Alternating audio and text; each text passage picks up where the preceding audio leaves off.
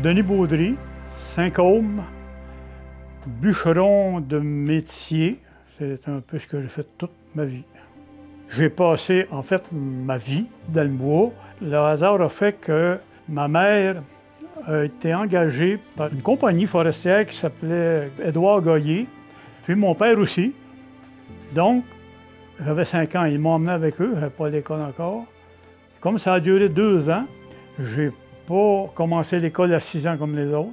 J'ai commencé seulement à 7 ans, parce que j'ai passé 2 ans dans le bois. L'amour de la forêt, je pense, c'est l'esprit de liberté. C'est ça qui fait que je n'aimais pas l'école. J'avais de la difficulté avec la discipline un peu. Quand j'ai lâché l'école, j'avais 15 ans. L'école me laissait aussi de temps en temps. Je n'étais pas toujours à l'intérieur, on me mettait dehors. Au même moment, en 61, en fait, mon père a vendu la moitié de la terre ici, qui est devenue le domaine du lac Côme avec les 2 terres des voisins ici. Mais il avait gardé la coupe de bois. Donc, il y avait 2 ans pour faire la coupe de bois, ce qui fait que quand j'ai lâché l'école, mon père il me dit « Tu retournes à l'école ou tu restes ici? » J'ai dit « Je reste ici. » Il dit « Parfait. Le déjeuner il est prêt, tu te lèves, ça commence à matin. » Oh, moi, je pensais que je pourrais niaiser un bout, mais ça n'a pas été ça. Donc, j'ai commencé comme bûcheron, direct là. Mon père a fait ça toute sa vie. D'ailleurs, il a fait 35 printemps d'affilée de darave, comme draveur. Ça fait qu'il m'a appris le métier, mais le métier que lui connaissait, c'était avec la sciatte et la hache, et le godin d'or. J'ai fait 2 jours. Et j'ai dit, on change d'outil ou ben non, on change de métier. Les godins d'or, pour ce qui est des gros arbres, là, c'était un godin d'or, une poignée à chaque côté. On faisait aller ça là, du mieux qu'on pouvait, les haches. Ensuite est arrivé les premières scies mécaniques, d'où ma passion de collectionner les tronçonneuses, les scies mécaniques. Ça faisait pas tellement longtemps que les scies mécaniques étaient sorties. Mon père il me dit hey, « oh, on s'emballe dans quelque chose, là, ça coûte cher, ça. » Et mon oncle, l'entrefaite, est venu se promener. Lui, il y avait une scie pour moi, apparemment. La scie était plus pesante que moi. Mais ça marchait tout seul. On n'avait pas besoin de se faire aller les bras. Fait que c'est comme ça que j'ai commencé dans le métier de bûcheron. Ensuite, j'ai connu l'arrivée des machineries. Les débusqueuses, ce qu'appelait tout le monde appelait ça un timberjack. Timberjack, c'était le mot, mais timberjack, c'est une compagnie. Moi, j'ai eu ces mêmes machines-là, mais c'était John Deere. Donc, j'ai connu pendant des années le bûchage avec ces machines-là. La seule chose que moi, je n'ai pas connue, c'est l'évolution qui s'est faite par la suite des bûcherons, des transporteurs, des ébrancheuses, des multifonctionnels. C'est ça maintenant. Il y a presque plus de scie mécanique déjà. Une bûcheronne, en fait, c'est une grosse machine qui tient l'arbre, qui le coupe, puis la multifonctionnelle, elle l'ébranche, elle le coupe en longueur, puis elle le met en pile. Après, les transporteurs les transportent pour les emmener au chemin de camion. Ils coupent environ 2 à 3 000 arbres par jour. Par chiffre, parce que c'est 2 chiffres, chiffre de jour, chiffre de nuit. Ce qui fait que ce que 50 hommes faisaient à l'époque, moi quand j'étais jeune, ce qu'ils faisaient dans leur hiver, une seule bûcheronne fait ça dans une semaine. Les résultats de la forêt sont là après aussi, les conséquences.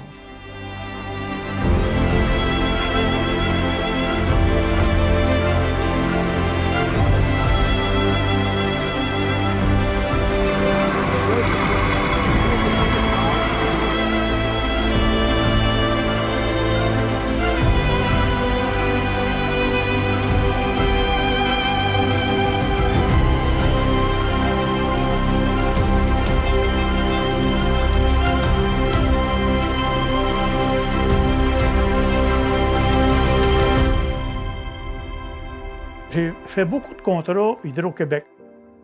Quand ils passent les lignes d'Hydro-Québec, d'abord, il y a un tracé de fait, puis ils vont passer, ils vont aller voir chaque propriétaire sur les terres privées, ils en viennent à une entente, puis bon.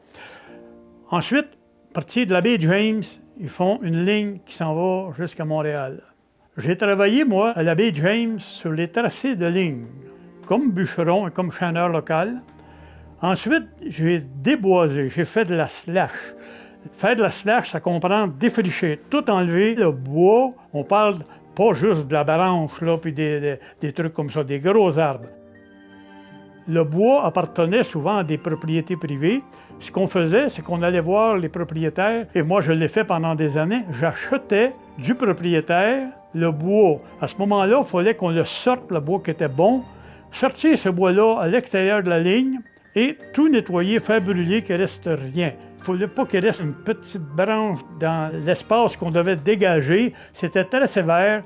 Avant de recevoir une paye, ils venaient mesurer le nombre d'hectares qu'on avait. Et si une branche dépassait, il fallait la couper et pas le moment où le gars était là, l'inspecteur. Si ça arrivait avant Noël, tu avais ta paye après Noël. Et après que c'était fait, on sortait le bois et on le débitait. Ça m'appartenait.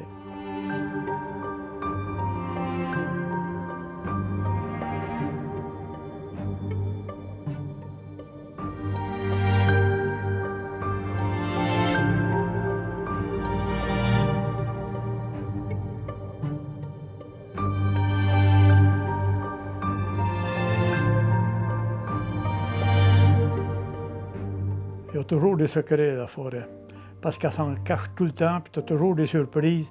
On pense qu'on connaît tout, on pense qu'on a tout vu, il n'y a plus rien qui va nous arriver. Et c'est là, je pense, que c'est le plus dangereux. On devient trop téméraire. Je te mentirais si je te disais que c'est pas dangereux. Je te mentirais si je te disais qu'on n'a jamais peur, mais pas beaucoup, parce que, en fait, si tu nais dans un nid, dans la tête d'un arbre, tu n'as pas le vertige. Donc moi, je suis né dans le bois. Les premières choses que j'ai connues, c'était le bois. Le premier vrai accident grave, c'était un coup de scie mécanique à l'intérieur du pied gauche, fait moins 42.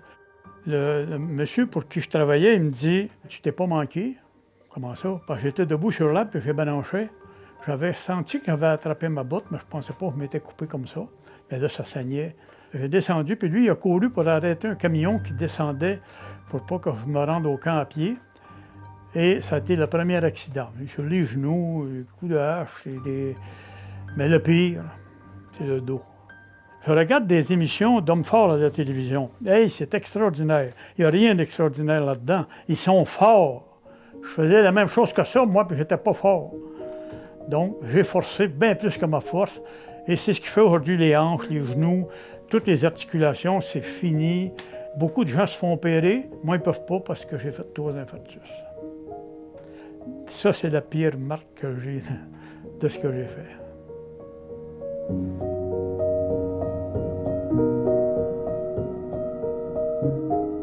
Et j'ai des dommages sérieux aux oreilles.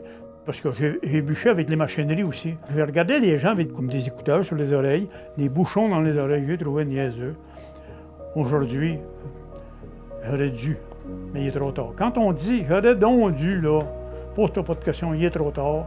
C'est ce qui fait que j'ai des appareils et que je ne peux plus faire de musique, puis je ne peux plus écouter de musique non plus, parce que c'est Tataros, c'est comme si les instruments étaient tous désaccordés. Et on m'a dit qu'il n'y avait rien à faire.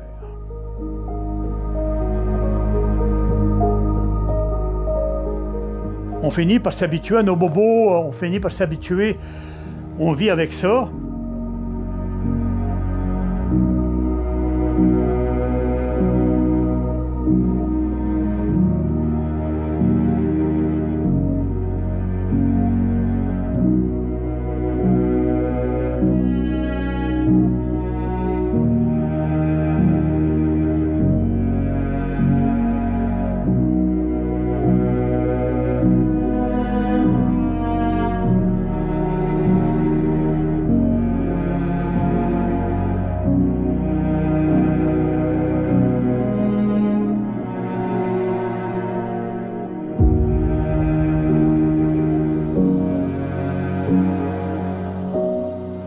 Le monde pense quand on dit travailleur forestier, c'est relié au bûcheron.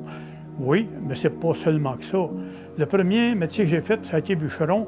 Ensuite, à l'époque, comme il n'y avait pas de pépinière, à tous les 4 ans ou à tous les 7 ans, selon les essences, ils achetaient des cocottes de pain, des cocottes d'épinettes, selon ce qu'ils voulaient avoir. Donc, j'ai fait la cueillette des cocottes de différentes essences. Ensuite, j'ai fait la cueillette aussi de la résine de sapin. Ensuite de ça, guide pour la chasse, pour la pêche. Et tu ne peux pas être bûcheron à l'époque sans être draveur. J'ai connu aussi ce que c'était que le métier de draveur. parle du secteur de Saint-Côme, là, il y avait déjà, à l'époque, 4 ou 5 scieries, juste à Saint-Côme. Ce qui fait qu'il y avait à Saint-Côme, entre autres, 2 coopératives. Coopérative de bio et coopérative de pitoune. Les bio, 8 pieds, 10 pieds, 12 pieds, 14, 16 pieds, c'était du bois de construction. Et ce qu'on appelait la pitoune, c'est coupé en 4 pieds. Donc, les mêmes arbres, au lieu de les couper en 12, 14, 16 pieds comme des bio, c'était en pitoune. C'était du bois pour faire de la pulpe. C'était transformé en papier. Donc, tu devenais membre de la coopérative, ce qui appelait acheter une part, et tu avais une certaine quantité un contrat à couper l'hiver de pitoune ou de bio et de les sortir aussi au chemin de camion, parce qu'il n'y avait pas de transporteur et de grosse machinerie. Le transport jusqu'au chemin de camion se faisait avec des chevaux. Après cette période-là, le printemps, c'était la drave. Donc, partout dans le secteur de la Matawini, ici, qui touche quelques paroisses avoisinantes, c'est comme ça que ça se passait pour en venir aujourd'hui à des grosses scieries et ce que j'ai expliqué plus tôt, toutes les énormes machines qui coupent des milliers d'arbres par jour. Je commence à comprendre ce que les vieux, la peur qu'ils avaient à l'époque de nous voir aller, nous, c'était si peu comparé à la différence qu'il y a entre moi et ce qui se passe aujourd'hui. Mais, écoutez, je connais plein de biologistes, de travailleurs qui sont vraiment cotés dans le domaine et ça ne m'inquiète pas trop. Chose qu'on ne faisait pas autrefois, on fait beaucoup de reboisement. Il y a beaucoup de grosses auberges, beaucoup de centres qui se construisent dans la forêt, qui fait qu'on utilise la forêt pour autre chose que pour seulement la coupe de bois, pêche, chasse. Toutes ces coupes de bois-là qui ont été faites, c'est ça qui a été l'industrie principale d'ici. Pendant bien des années, c'est sûr qu'on détruisait une partie de la forêt, mais de la façon que c'était fait, parce que c'était des coupes sélectives pour la plupart, ça se régénérait tout seul. Aujourd'hui, au rythme où ça va, quand on coupe une seule machine coupe 2 à 3 000 arbres par jour, on ne peut pas attendre la régénération naturelle. Donc, c'est pour ça que se fait beaucoup de reboisement, de la sylviculture, puis il retravaille le terrain après avoir coupé. Des grosses machines, c'est comme si on labourait un peu la forêt. Donc, je pense que les résultats vont être positifs.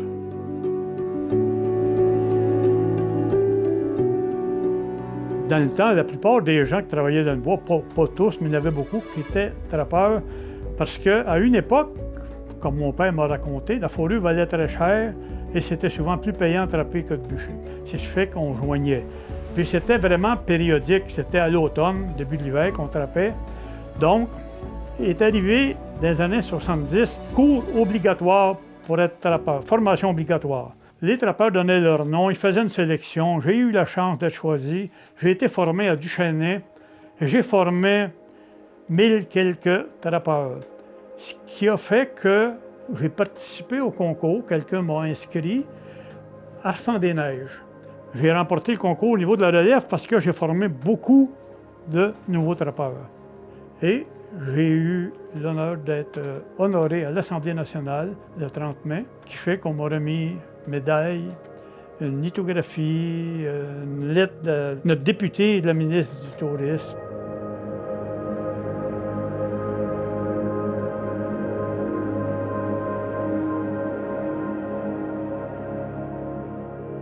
Avoir des enfants, c'est une chose.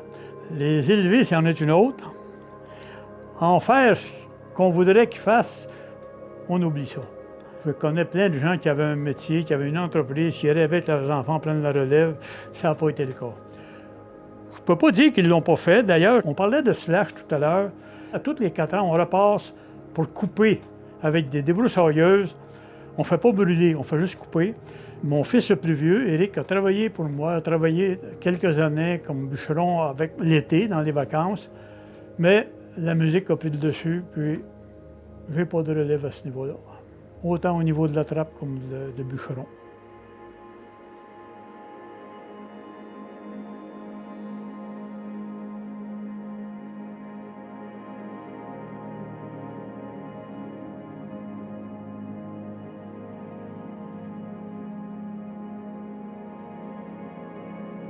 Moi qui n'aimais pas l'école, j'ai passé des années ici en France à aller dans des écoles faire des conférences sur ce que je faisais. Je disais aux jeunes, Personne. Je connais personne qui n'a pas de talent. Les professeurs ne m'aimeront peut-être pas, vos parents non plus, mais faites pas ce qu'on va vous forcer à faire. Faites ce que vous aimez faire. Développez votre talent que vous aimez.